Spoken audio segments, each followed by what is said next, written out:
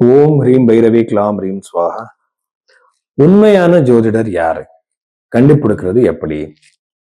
பாருங்க, நீங்க ஒரு பர்த் டீடைல்ஸ் கொடுக்கும்போது உங்க ஜாதகம் பார்த்து அவர் பாஸ்ட்ல இந்த டைம் பீரியட்ல இந்த இவெண்ட்ஸ் நடக்கிற சான்சஸ் இருந்திருக்கு அப்படி சொல்லணும். அவர் இந்த டைம் பீரியட்ல இந்த மாதிரிலாம் ஈவெண்ட்ஸ் நடக்கிறதுக்கு சான்சஸ் இருந்திருக்கு.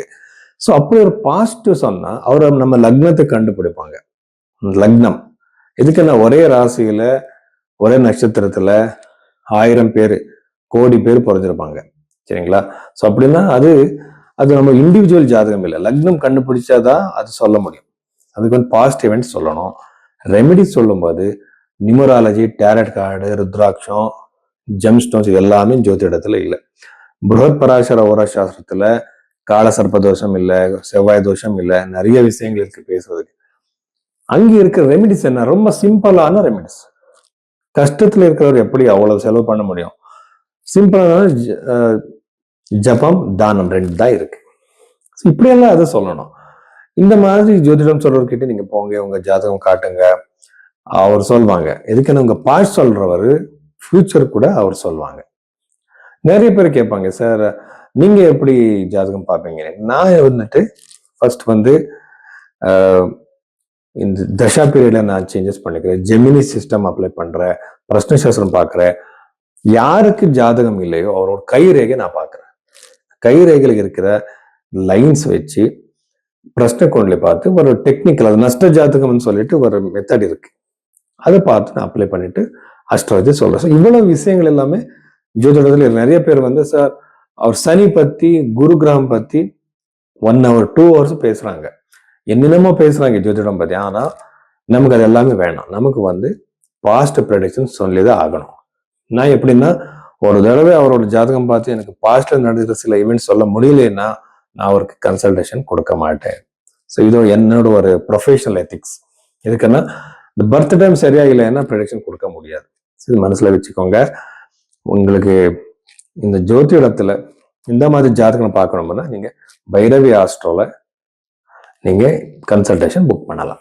ரிஷப ராசி ஏப்ரல் 2026 இந்த மாதத்துல என்னென்ன விஷயங்கள் இருக்கு, பாசிட்டிவ் நெகட்டிவ், இந்த ரிஷப ராசியில பிறந்தவருக்கு நம்ம பார்க்கலாம்.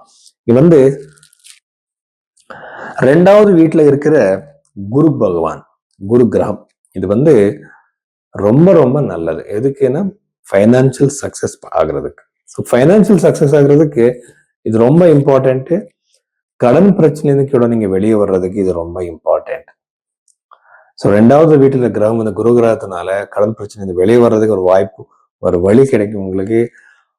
சடன் கெயின்ஸ் எப்படின்னா, நீங்க எதையோ பிசினஸ் ஸ்டார்ட் பண்ணியிருக்கீங்க, லாபம் அதிகமாயிடும், ப்ராஃபிட் அதிகமாயிடும். இந்த மாதிரி பாசிபிலிட்டிஸ் உங்களுக்கு அதிகமா இருக்கு ரிஷபராசியில பிறந்தவருக்கு. சதுர்த்த பாவத்தில் இருக்கிற கேத்துனால வீட்டுல சின்ன சின்ன விஷயங்களுக்கு மிஸ் அண்டர்ஸ்டாண்டிங்ஸ் வரலாம், பிரச்சனைகள் வரலாம். நீங்க எதையோ பேசுவீங்க, அது அவர் தப்பா புரிஞ்சுக்கிட்டு அந்த விஷயத்து மேல அடிக்கடி சண்டை வரலாம். ஜாகிரதையா இருங்க. வீடு வாங்குறதுக்கு, ப்ராப்பர்ட்டி வாங்குறதுக்கு, லேண்ட் வாங்குறதுக்கு சரியான நேரம் கிடையாது. ஜாகிரதையா இருக்கணும், வெயிட் பண்ணுங்க. பஞ்சமபாவம் கூட அவ்வளவு சரியா இல்லை. அதனால ஸ்டூடெண்ட்ஸுக்கு அந்த கான்சென்ட்ரேஷன் இருக்கு, அது ரொம்ப கம்மியாயிடும். இந்த விஷயத்த நீங்க ஜாகிரதையா இருக்கணும். சரஸ்வதி மந்திரத்தை ரெகுலரா சொல்லுங்க. அதுக்கப்புறம் யாரும் ஜாப் சேஞ்சுக்காக ட்ரை பண்ணிட்டு இருக்கீங்களோ அவருக்கு ரொம்ப நல்லது. வெளிநாட்டு ஜாபுக்கு ட்ரை பண்ணிட்டு இருக்கீங்களா, உங்களுக்கு ரொம்ப நல்லது. எத்தனை நாள்ல இருந்து நீங்க பிசினஸ் ஜாப் விட்டு நீங்க பிசினஸ் வர்றதுக்காக நீங்க யோசிச்சுட்டு இருந்தீங்க, அது அந்த நேரம் வந்துருச்சு. இந்த டைம் பீரியட்ல பிசினஸ் பண்றதுக்கு என்னென்ன வேணுமோ அந்த என்விரான்மெண்ட், அந்த ஒரு அவகாசம் கிரியேட் ஆகும் உங்களுக்கு. ஸோ அதை யூஸ் பண்ணிக்கோங்க. ப்ரொமோஷன், டிரான்ஸ்ஃபர், இன்க்ரிமெண்ட்டுக்கு யாரும் எக்ஸ்பெக்ட் பண்ணிட்டு இருக்கீங்களோ அந்த ரிஷபராசியில பிறந்தவர் அது எல்லாருக்குமே நல்லது இருக்கு. ஆனால் என்னன்னா, இன்னொரு விஷயம் என்னன்னா, சில பேர் இந்த ஜாப்லயே ப்ரோக்ரஸ் ஆகுறதுக்காக, ப்ரொமோஷனுக்காக ஏதோ ஒரு நியூ கோர்ஸ் பண்ணிட்டு இருப்பாங்க. அவருக்கு ரொம்ப சக்சஸ் இருக்கு. ஃபைனான்சியலா 100% கெயின்ஸ் இருக்கு. பூர்வீக சொத்து கிடைக்கிற சான்ஸ். இத்தனை நாள் நீங்க அதை பத்தி யோசிக்கல, ஆனா இப்போ அது உங்க கை சேரும். அந்த டைம் பீரியட் வந்திருக்கு. அது கோர்ட்ல இருக்கலாம், அந்த செட்டில்மெண்ட் ஆயிட்டு எகெயின் உங்க கை சேர்ற சான்சஸ் அதிகமாகவே இருக்கு ரிஷப ராசியில பிறந்தவருக்கு. ஸோ 11th ஹவுஸ்ல இருக்கிற சனினால கண்டிப்பா லாபம் இருக்கு, வெயிட் பண்ணுங்க பிசினஸ்ல. ஸோ இவ்வளவு விஷயங்கள் ரிஷப ராசியில பிறந்தவருக்கு.